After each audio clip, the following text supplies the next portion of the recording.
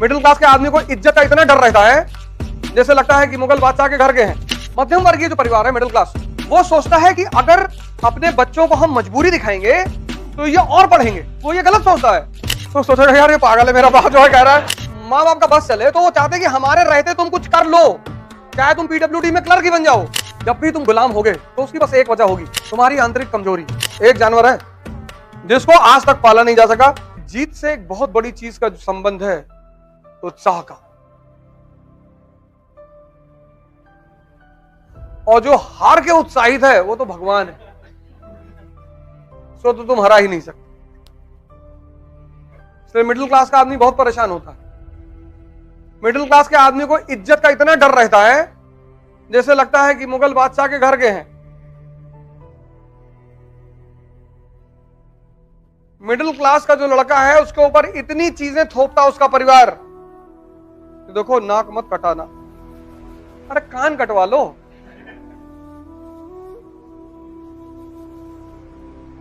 माँ बाप अनजाने में कुछ करते हैं, अनजाने में। देखो भैया हम लोग हो रहे हैं बुजुर्ग, बीपी बहुत हाई है। युद्ध का नियम क्या है कि जो लड़ने जा रहा है उसको उत्साहित करो। लेकिन मध्यम वर्गीय माँ बाप दूसरा रास्ता अपनाते हैं कि जो लड़ने जा रहा है उससे उसको डराओ। अखिलेश यादव चुनाव हार गए तो उनके पापा कौन संभाल रहे हैं उनको? इससे तैयारी करो बेटा।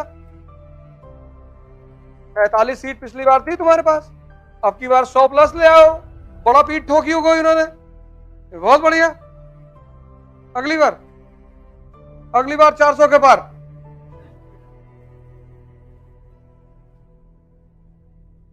इलेक्शन खत्म हुआ, सारे विपक्ष के नेता गए योगी जी से मिले, उनको बधाई दी कि आप सरकार बनाइए। एक आम समाजवादी और भाजपा का जो प्रचारक है वो आज तक एक दूसरे से बोल नहीं रहा है। समाजवादी वाला ताव में था ना, समाजवादी वाले ताव में थे कि हम जीत गए, भैया आ रहे हैं। और मामला हो गया उल्टा। हमारे एक यादव मित्र हैं, वो तो फोन ही नहीं उठा रहे। आदरी में उनका शोरूम है अंडा का, वो फोन ही नहीं उठा रहे। 10 मार्च और आज 20, बंदा फोन ही नहीं उठा रहा। 9 मार्च को उन्होंने हमसे कहा था कि भाई साहब पूरी बहुमत में आ रहे हैं और पलट देंगे सबको।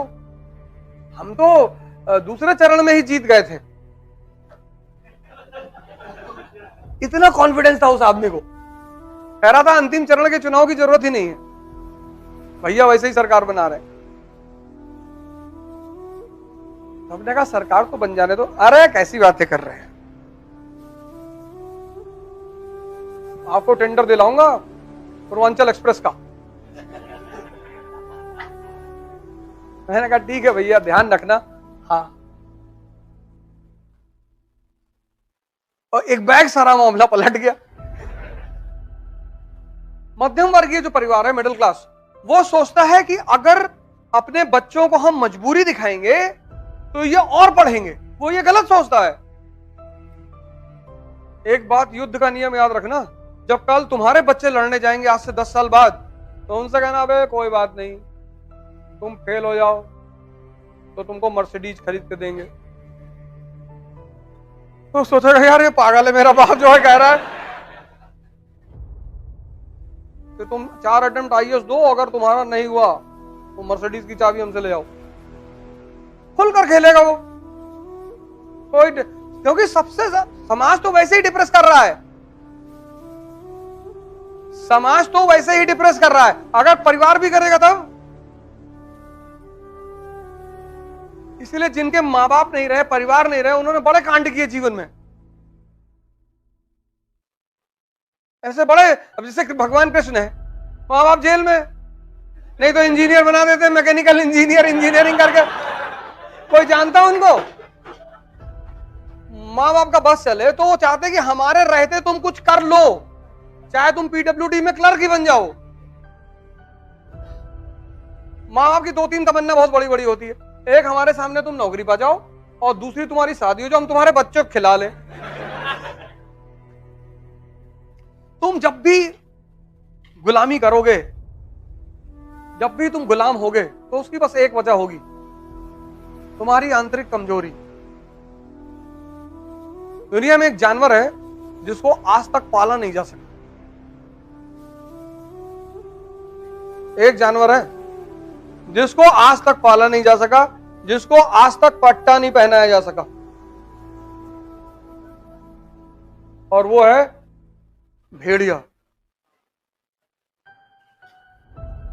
एकमात्र जानवर है पूरी दुनिया में जिसको आज तक इंसान पाल ही नहीं पाया, क्योंकि अगर तुम भेड़िए के बच्चे को उठा लाए तो वो उस इलाके को तबाह कर देंगे। बड़ा गजब का सोशल संगठन है उनका। भेड़ियों में स्त्री को लेकर कभी लड़ाई ही नहीं होती। भेड़िया जो समाज है, तो जो बुजुर्ग भेड़िए हैं वो शिकार पे नहीं जाते। जवान शिकार करते हैं, वो लेकर आते हैं, पहले बुजुर्गों को देते हैं, फिर खाते हैं। उनको तुम बंदी बना लो, मौका पा जाएंगे तुमको फाड़ डालेंगे, चाहे जितना खिलाओ। इसलिए आज तक भेड़ियों को गुलाम नहीं बनाया जा सकता। इसलिए पहले जमाने में जब औरतें को पीरियड होता था तो उन्हें मंदिर जाने के लिए रोका जाता था, क्योंकि भेड़ियों की जो सूंघने की क्षमता है वो 14 किलोमीटर की है।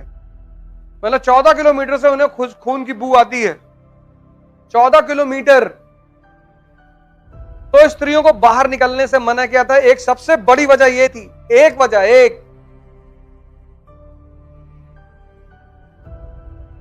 सुबह 4 बजे मंदिर पहुंच गई और वो उधर से निकल आया। उसकी एक वजह यह थी कि पीरियड में स्त्री को मंदिर नहीं जाने दिया जाता था।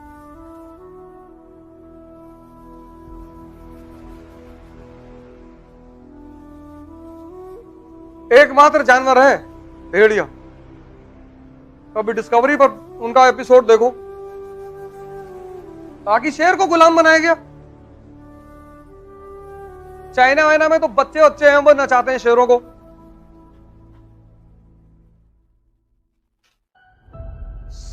ताकत कहां है अपने अंदर?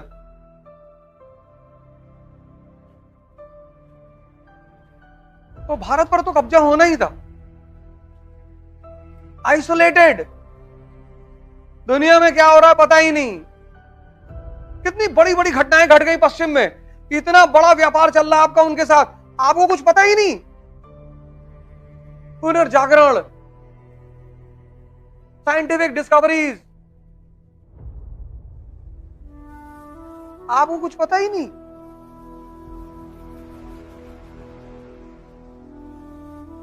तो आप मुख्य धारा से पिछड़ गए। तो आप जब मुख्य धारा से पिछड़ गए, बैकवर्ड हो गए, तो वीक हो गए। तो जब वीक हो जाएंगे तभी तो गुलाम बनेंगे।